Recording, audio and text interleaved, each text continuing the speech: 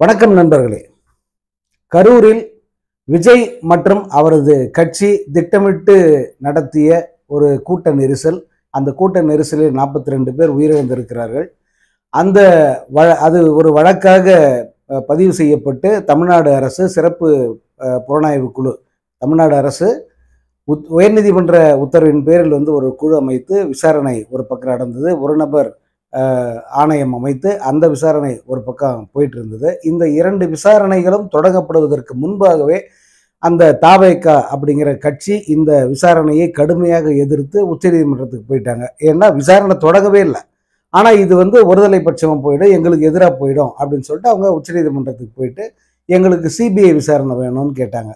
அது கூட சிபிஐன்னு சொல்லாமல் இண்டிவிஜுவலாக ஒரு சுதந்திரமான ஒரு விசாரணை குழு எங்களுக்கு வேணும் அப்படின்னு கேட்டிருந்தாங்க. இது ஒரு பக்கம். இன்னொரு பக்கம் 3 மனுக்கள் உச்சநீதிமன்றத்தில் சிபிஐ விசாரணை வேண்டும் அப்படின்னு பதிவு செய்யப்பட்டிருந்த அந்த 3 மனுக்களும் பாதிக்கப்பட்ட அந்த தரப்பிலிருந்து பதிவு செய்யப்பட்டதா அங்கே சொல்லப்பட்டது.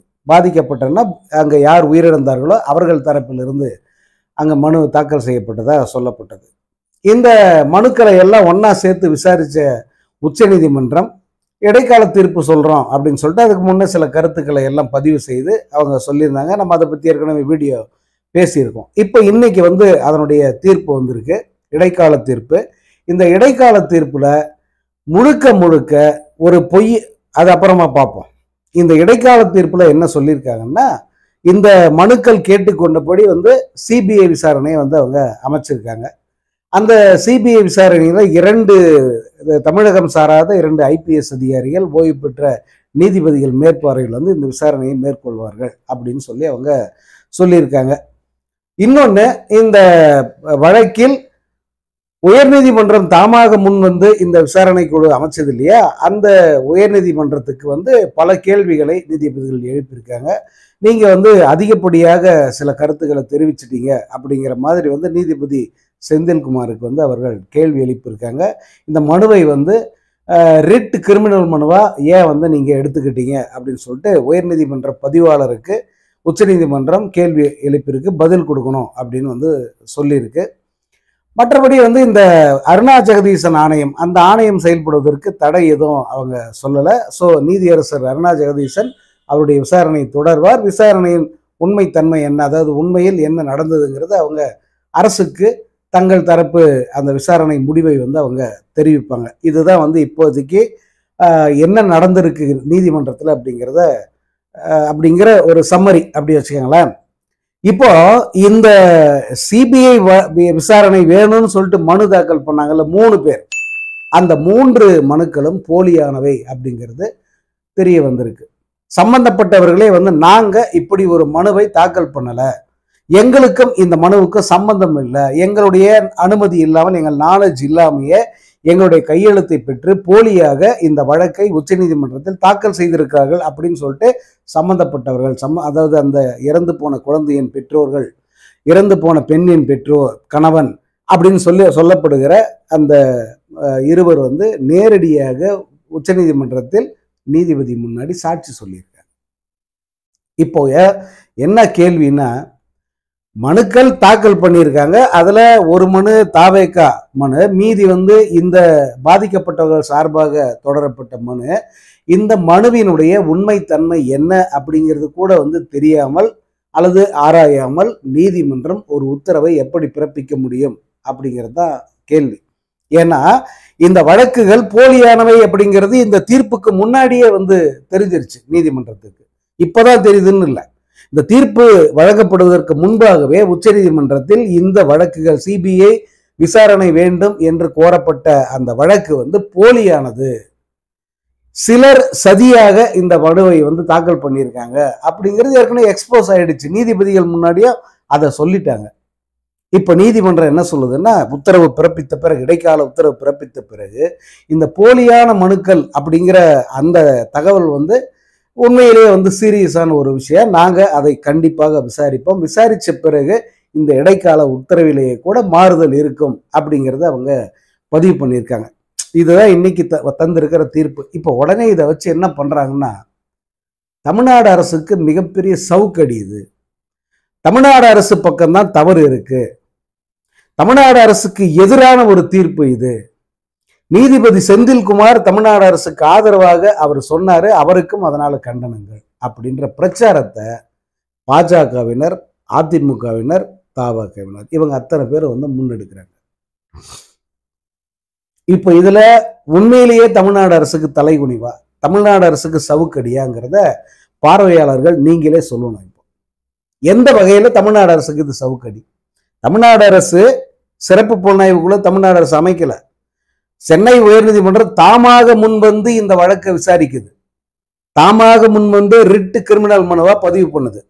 அப்படி பல வழக்குகளில் அவங்க செஞ்சிருக்காங்க. பல சம்பவங்கள், அந்த நாட்டையே உலுக்குகிற ஒரு சம்பவம் நடக்கும்போது உயர்நீதிமன்றம் வேடிக்கை பார்க்காது. அது தாமாக முன்வந்து ஒரு வழக்கை பதிவு செஞ்சு விசாரிக்கும். பல வழக்குகள்ல அது போல் நடந்திருக்கு. ஸோ அப்படி விசாரிச்ச நீதிபதி அன்று கிரவுண்ட் ரியாலிட்டி என்ன, அன்னைக்கு களத்தில் நடந்தது என்ன, யாருக்கு என்ன பொறுப்பு இருந்தது, யார் அங்க எப்படி செயல்பட்டிருக்கணும் அப்படிங்கிறத ஒரு அப்சர்வரா பார்த்து அந்த கருத்துக்களை நீதிமன்றம் தெரிவிச்சிருந்தது. உன்னை நம்பி உன்னை பார்க்க வந்த ஒரு கூட்டம் அங்க கொத்து கொத்தா செத்துக்கிட்டு இருக்கும்போது நீ அதை கண்டுகொள்ளாமல் அல்லது அவர்களை ஆற்றுப்படுத்தாமல் அவர்களுக்கு ஆறுதல் சொல்லாமல் உதவிக்கரம் நீட்டாமல் நீ ஓடி போயிட்டியே, நீ என்ன தலைவன் அப்படின்னு கேட்கறதுல என்ன தவறு இருக்கு? ரெண்டாவது, உனக்கு தலைமை பண்புங்கிறது இல்லை, இருந்திருந்தா நீ இந்த மாதிரி அம்போன்னு விட்டுட்டு ஓடி இருக்க மாட்ட. நீ மட்டும் இல்ல, உன்னுடைய நிர்வாகிகள் ஒருத்த கூட ஊர்ல இல்லையே, இது என்ன கட்சி இது அப்படின்னு கேட்கிறாங்க. இதுல என்ன தவறு இருக்கு? சோ இது நீதியரசர் செந்தில்குமார் கேட்ட கேள்வி. இது அதிகப்படியானது அப்படின்னு இவங்க கோர்ட்ல கேஸ் போடுறாங்க இந்த தாவேக்காரங்க. அதற்கு தான் உச்ச நீதிமன்றம் இப்படி ஒரு எதிர்கேள்வியை சென்னை உயர்நீதிமன்றத்தை பார்த்து கேட்டிருக்கிறது. இதுல தமிழ்நாடு அரசு எதுவும் செய்யல. தமிழ்நாடு அரசு செஞ்சதெல்லாம் என்னன்னா, உயர்நீதிமன்றம் ஒரு ஆர்டர், ஒரு உத்தரவு போடுது, சிறப்பு புலனாய்வு குழு அமைங்கன்ட்டு. அந்த சிறப்பு புலனாய்வு குழுவை அமைச்சது தான் தமிழ்நாடு அரசு. அதற்கான உதவி செய்தது தான் தமிழ்நாடு அரசு. இதுல தமிழ்நாடு அரசு முழுக்க முழுக்க ஒரு பெருந்தன்மையான போக்கிலேயே ஆரம்பத்திலிருந்து நடந்துகிட்டு இருக்கு. தமிழ்நாடு முதலமைச்சர் மு.க. ஸ்டாலின் அவர்கள் ஆரம்பத்திலிருந்து இந்த துயர சம்பவத்தை, இந்த மாபெரும் விபத்தை நாம அரசியலாக்க வேண்டாம், இன்னொரு வாட்டி இப்படி ஏற்படாம என்னென்ன பார்த்துக்கணுமோ அதற்கான வேலைகளை செய்வோம், அதற்கான முன்னெடுப்புகளை நம்ம பல அறிஞர்கள், அரசியல் தலைவர்கள் அவர்கள்கிட்ட கலந்து ஆலோசனை பண்ணி நம்ம ஒரு முன்னெடுப்பை செய்வோம், இப்படித்தான் ஆரம்பத்துல சொல்லிக்கிட்டு இருக்காரு. ஆனா எதிர்த்தரப்புல இருக்கிற அத்தனை பேர் அரசியல் தான் பண்ணிக்கிட்டு இருக்காங்க. இந்த மரணத்தை, இந்த பிணங்களை வைத்து அரசியல் பண்ண வேணான்னு திமுக சொல்லுது. ஆனால் நாங்க அரசியல் தான் பண்ணுவோம் அப்படின்னு சொல்லிட்டு அதிமுக, பாஜக, இந்த தாவேகா அத்தனை பேரும் அரசியல் தான் பண்றாங்க. அரசியல் பண்ணி தான் நீதிமன்றத்துல கேஸ் போடுறாங்க. இந்த அரசுக்கு எதிராகத்தான் அவங்க பழிகளை சுமத்துறாங்க. மொத்த பழியும் தூக்கி ஸ்டாலின் மேல போடுறதுல அவங்க குறியா இருக்காங்க. அப்புறம் எதுக்கு இந்த பெருந்தன்மையான அரசியல் முதல்வர் அவர்களே? எங்கேயாவது இதுக்கு பலன் கிடைச்சதா? நீங்க காட்டிய அந்த பெருந்தன்மையான அணுகுமுறைக்கு கிடைத்த பரிசு என்ன? கண்ட நாயம் என்ன சொல்லுது? இப்போ தமிழ்நாடு அரசுக்கு தலைகுனிவு. ஒரு அறவேக்காடு, மத்திய அமைச்சர்ன்ற பேர்ல போய் உட்கார்ந்து இருக்கிற ஒரு அறவேக்காடு சொல்லுது இது தமிழ்நாடு அரசுக்கு சவுக்கடியா. ஏன்டா டேய், இது என்ன சவுக்கடின்னு கொஞ்சம் சொல்ல பாப்போம். இதுல என்ன சவுக்கடி வந்துருச்சு? உங்களுடைய அந்த நீதி பரிபாலனம் சரியில்லை அப்படின்னு சொல்ற அந்த கமெண்ட் வர்ற அளவுக்கு தான் இங்க நடந்திருக்க தவிர, தமிழ்நாடு அரசு மேல வர்ற குற்றச்சாட்டுங்கிறது நீங்க ஏன் அமைதியா வேடிக்கை பார்த்தீங்க? இந்த வழக்கில் ஏன் இவ்வளவு மெத்தனம் காட்டினீங்க? நீங்க இல்ல இந்த போலியான மனுக்களை எல்லாம் கண்டுபிடிச்சு முதல்ல உடைச்சிருக்கணும். இவங்க இவ்வளவு தூரம் பேசுற அளவுக்கு விட்டுட்டீங்களே. அப்படித்தான் தமிழ்நாடு அரசை பார்த்து கேட்கறாங்களே தவிர, இந்த தமிழ்நாடு அரசை பார்த்து உங்களால தான் இப்படி எல்லாம் நடந்துருச்சு அப்படின்னு யாருமே சொல்ல. ஏன்னா உண்மை தெரிந்த அத்தனை பேருமே இங்கு நடப்பது எந்த அளவுக்கு கேவலமான அரசியல் அப்படிங்கிறத அவங்க பார்த்துக்கிட்டு இருக்காங்க. அதிலும் விஜய் மற்றும் விஜயின் கூட்டத்தில் இருக்கும் அந்த அயோக்கியர்கள், இவங்க யாருமே அரசியல்வாதிகள் கிடையாது, நிர்வாகிகள் கிடையாது. இவர்கள் கடைந்தெடுத்த அயோக்கியர்கள். பொய்யை தவிர வேற எதுவுமே அவனுங்க பேசுறது கிடையாது. ஒரு பொய்யான ஒரு கட்டமைப்பு அவங்க தொடர்ச்சியாக அவங்க ஏற்படுத்திக்கிட்டே இருக்காங்க. நீங்க பாருங்க, இந்த கூட்டம் யாருக்காக வந்தது? திரும்ப திரும்ப திரும்ப அதைத்தான் நீங்க கேட்டுக்கணும். இந்த கூட்டம் யாருக்காக வந்தது? முதல்வர் மு.க. ஸ்டாலினை பார்க்க வந்துச்சா? உதயநிதி ஸ்டாலினை பார்க்க வந்ததா? யாருக்காக வந்தது? யார் கூட்டி வந்தது? இந்த கூட்டத்தை ஏற்பாடு பண்ணது யாரு? திமுகவா? தமிழ்நாடு அரசா? இந்த கூட்டத்தில் நான் பேச போறேன், என் பின்னாடி அவ்வளவு பேர் வாங்கன்னு லைட் ஆஃப் பண்ணி போட்டு நாமக்கல்ல இருந்து 5000 பேரை கூடவே கூட்டி வந்தது யாரு? இப்ப இந்த கேள்வியெல்லாம் எவனுமே கேட்க மாட்டீங்களா? உங்களுக்கு அறிவு மழுங்கி போயிடுச்சா? இந்த தமிழ்நாடு அரசை பார்த்து இன்னைக்கு கிண்டல் அடிக்கிற சவுக்கடின்னு சொல்ற இந்த அறவேக்காடுகள் அவ்வளவு பேரும் இந்த கேள்வியை கேட்டுக்கவே மாட்டாங்களா? இவ்வளவு பேர் வந்தாங்க, இப்படி எல்லாம் கூட்ட நெரிசல் ஏற்பட்டுச்சு. அந்த நெரிசலிலும் கூட தொடர்ச்சியாக ஒருத்தன் பேசிக்கிட்டே இருக்கான். இங்க செத்து விழுறத அவன் கண்டுக்கவே இல்லை. அதன் பிறகு செத்துட்டாங்க இவ்வளவு பேர் தெரிஞ்ச உடனே இங்க இருந்து ஓடுறான். அவனை யாருமே கேள்வி கேட்க மாட்டீங்களா? அது என்னடா ஒரு நியாயம் அது? அவனை சட்டை பிடிச்சி கொத்தா தூக்கின கூண்ட நிப்பாட்டணுமா வேணாமா? அவன்ல ஏவன் குற்றவாளி, அவனைத்தானே வந்து முதல்ல செய்ய சொல்லணும். ஒரு இப்ப வரைக்கும் வந்து அந்த சம்பவம் யாருக்கோ நடந்த மாதிரி வந்து அமைதியா உட்காந்துக்கிறான வீட்டுல, யாருக்கோ எங்கோ நடந்த மாதிரி எல்லாம் உட்காந்துக்கிறான். இதை யாருமே கேள்வி எழுப்ப மாட்டீங்களா? இதுக்கெல்லாம் எந்த ஒரு நீதி நியாயம் எதுவுமே கிடையாது. இதுல யாரு வேணா இப்படி பண்ணலாம். இப்படி பண்ணிட்டு அமைதியா போய் வீட்டுல உட்காந்துக்கலாம். கவர்மெண்ட் வந்து பாத்துக்கணும் மீதி எல்லாம். இது சரின்னு சொல்றாருங்க எல்லாருமே. இவனால ஏற்பட்டிருக்கிற நஷ்டம் எவ்வளோ? 100 கோடி ரூபான்றாங்க. இந்த 100 கோடி ரூபாயை யாரு தர்றது?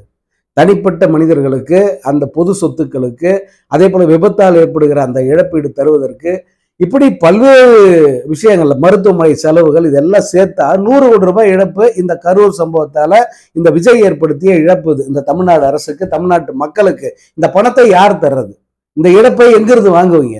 இதெல்லாம் வந்து நீதிமன்றங்கள் காதிலே வாங்காதா? இது அவங்களுக்கு தெரியவே தெரியாதா?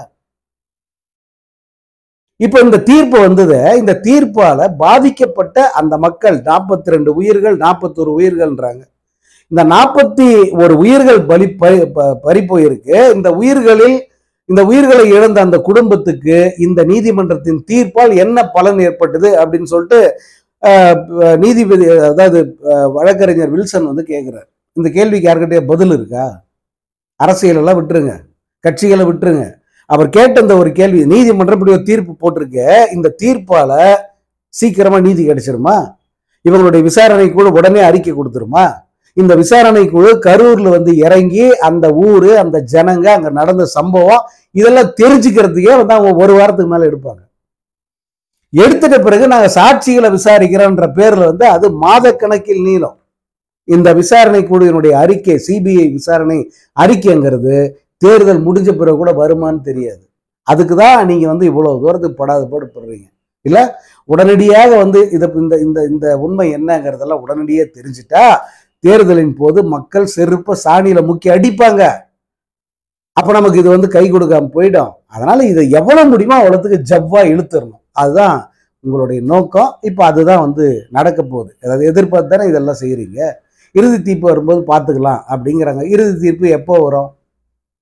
இடைக்கால தீர்ப்பு இப்போ வந்திருக்கு. இறுதி தீர்ப்பு வருவதற்கு வாரங்கள், மாதங்கள் அல்லது ஆண்டு கூட வந்து முடிஞ்சிடும் அப்படின்னு சொல்றாங்க. ஸோ இது திட்டமிட்டு ஒரு கிரிமினல் கூட்டம். இந்த தாவேகா அப்படிங்கிறதே வந்து கிரிமினல்களின் கூடாரமா இருக்கு. இந்த கிரிமினல்கள் எல்லாம் ஒவ்வொரு நாளும் ஒவ்வொரு குற்றச்சாட்டுகளை ஜோடிக்கிறாங்க. ஒவ்வொரு நாளும் ஒரு பொய்யை வந்து கற்பிதம் பண்றாங்க. அதையே வந்து உண்மை அப்படின்னு சொல்லிட்டு நீதிமன்றங்கள் மூலமாக நிரூபிப்பதற்கு முயற்சி பண்றாங்க. மிக மிக ஆபத்தானவர்கள். நான் ஆரம்பத்திலிருந்து சொல்றேன், அந்த வார்த்தையில் எந்த ஒரு சின்ன சந்தேகமும் உங்களுக்கு வேண்டாம். இவர்கள் மிக ஆபத்தானவர்கள், மிக ஆபத்தான விஷ குப்பைகள். இவங்க தமிழ்நாட்டை வந்து எவ்வளவு முடியுமோ அவ்வளவு தூரத்துக்கு வந்து நாசமாக்காம விட மாட்டாங்க. ஏன்னா நான் பார்த்த அல்லது என்னை போன்ற பத்திரிகைகள் பார்த்த நாகரிக அரசியல்ங்கிறது வேற. அந்த அரசியல் சூழலே முழுக்க வேறையா இருந்தது. அவர்களுக்கு குறைந்தபட்ச மனசாட்சி அல்லது மனித நேயம்ங்கிறது இருந்தது. மக்களை வந்து அணுகும் போது அவங்களுக்கு ஏதாவது நம்மால நல்லது நடக்கணும் அப்படிங்கிற ஒரு சிந்தனையோடு அணுகிய தலைவர்களை தான் நான் இது வரைக்கும் பார்த்துருக்கேன். பட் இந்த தற்குறின்றவன் இவன் அப்படிப்பட்ட ஆள் இல்லை. அவர்கள் எக்கேடு கட்டு போனாலும் பரவாயில்ல, நம்ம நினைச்சது நடக்கணும் அப்படிங்கிறது மட்டும்தான் அவனுடைய மைண்ட்ல இருக்கு. நீங்க அந்த கரூர் அல்லது அதற்கு முன்பு நடந்த சம்பவங்கள் எல்லாம் பாருங்க. யார் எக்கேடு கட்டும் போங்க, செத்து விடுங்க, பஸ்ல மாட்டி சாவுங்க, என்ன வேணா பண்ணுங்க, எனக்கு அது பெருசு இல்லை, அதை பத்தி நான் கவலையே பட மாட்டேன், நான் நினைச்ச இடத்துக்கு நான் போய் சேருவேன். அதே தான் வந்து இப்போ நடந்துகிட்டு இருக்கு. நீ எக்கேடும் கட்டுப்போ, இந்த கூட்டத்துக்கு வந்து சாவு.